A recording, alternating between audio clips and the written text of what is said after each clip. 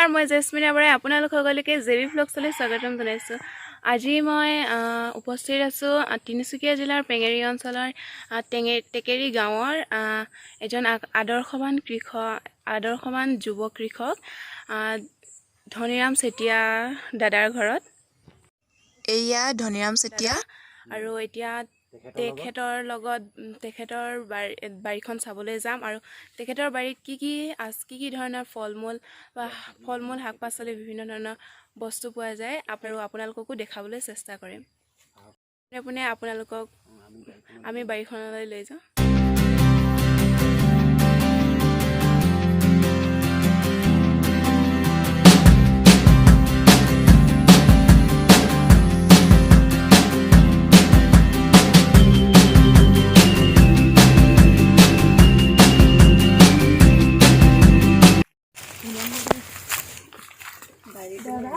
আপুনি এইবোৰ খেতি কিমান বছৰ পৰা কৰি আছে? মই এইখিনি প্ৰায় 2015 চনৰ পৰা আৰম্ভ কৰা।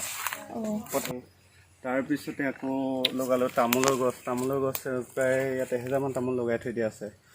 তাৰপিছতে আৰু আগলৈ আছে আম গছ লগাই থৈ দিয়া আছে, থাইলেণ্ড বগৰী লগাই থৈ দিয়া আছে, তাৰপিছতে মেহগনি লগাই থৈ দিয়া আছে। এইবোৰ মেহগনি গছ যোৱা বছৰ মই লগোৱা হৈছে। মই তেনেকৈ ক'তো আজিলৈকে প্ৰশিক্ষণ লোৱা নাই বা তেনেকৈ কোনো কৃষি বিজ্ঞানী অথবা কৃষি বিষয়াৰ লগত যোগাযোগ ৰাখি কৰা নাই। মই নিজস্বভাৱেই গোটেইখিনি কাম কৰিবলৈ চেষ্টা কৰিছোঁ। দাদা এইবোৰ কি গছ হয়? ইয়াত মই আদা লগাইছোঁ, এইবোৰ লাইনকৈ, আৰু আদাৰ মাজত এইবোৰ কুঁহিয়াৰ লগাইছোঁ। আৰু কুঁহিয়াৰবোৰ সদ্যহতে মই ফেব্ৰুৱাৰী মাহত লগোৱা। কুঁহিয়াৰ নিৰ্দিষ্ট এটা টাইম নাই, সদ্যহতে 12 মাহেই লগাব পাৰে।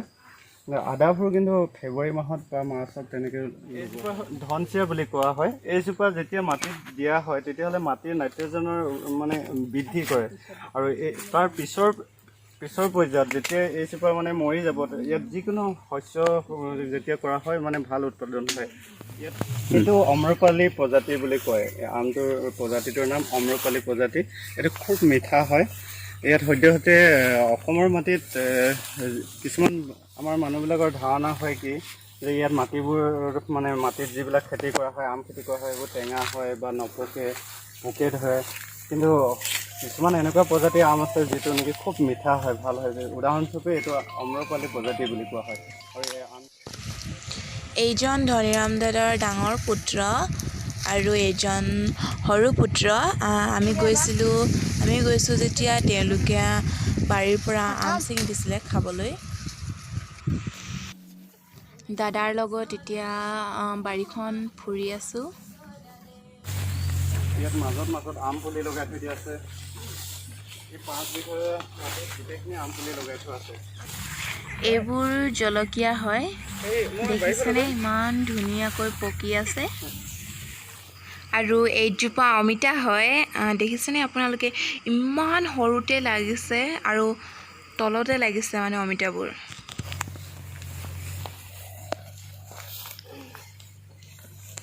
দাদা এইবোৰ নাৰিকল গছ হয় ন? এই নাৰিকলবোৰ এতিয়া 5 বছৰ হৈছে ৰোৱা।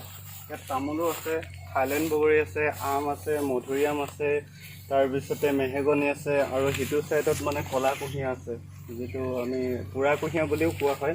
তাত বিশেষকৈ টাউনবিলাকত তাৰ জুচ বিক্ৰী কৰা হয়, আৰু ভাল এখন বজাৰ আছে।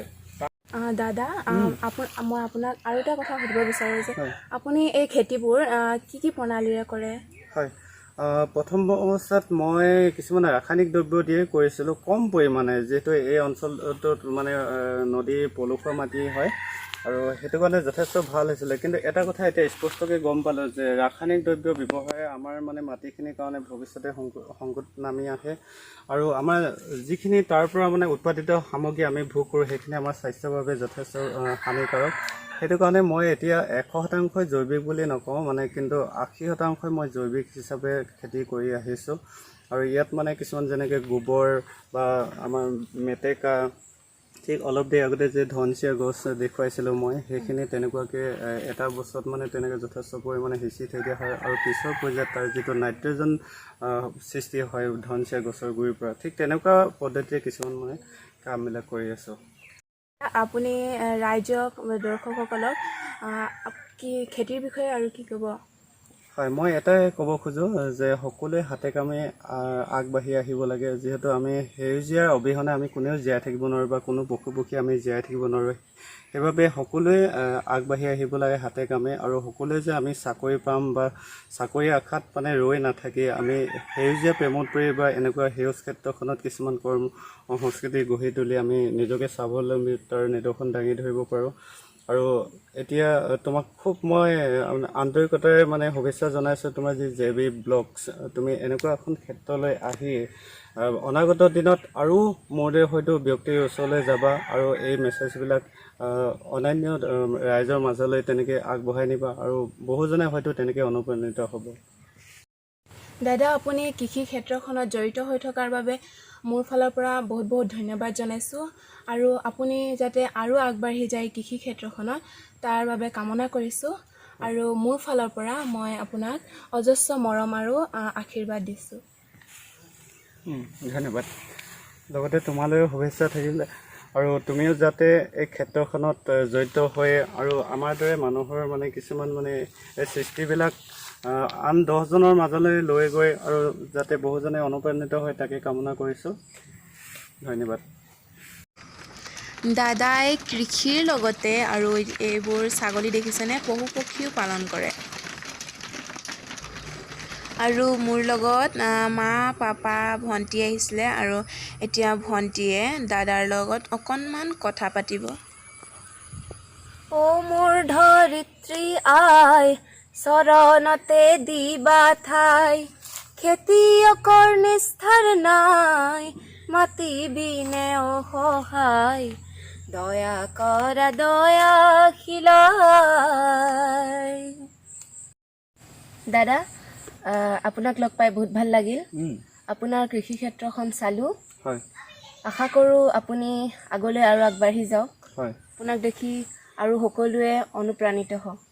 ধন্যবাদ। লগতে তোমালোকৰ উজ্জ্বল ভৱিষ্যত কামনা কৰিলোঁ, আৰু খুবেই ময়ো সুখী হৈছোঁ যে তোমালোকে ইয়ালৈ মোৰ কৃষি ক্ষেত্ৰখনলৈ আগবাঢ়ি আহিছা, চাবলৈ আহিলা, আৰু মই খুবেই সুখী হ'লোঁ পুনৰবাৰ কৈছোঁ, আৰু তোমালোকৰ ভৱিষ্যতে উজ্জ্বল ভৱিষ্যত কামনা কৰিলোঁ দেই।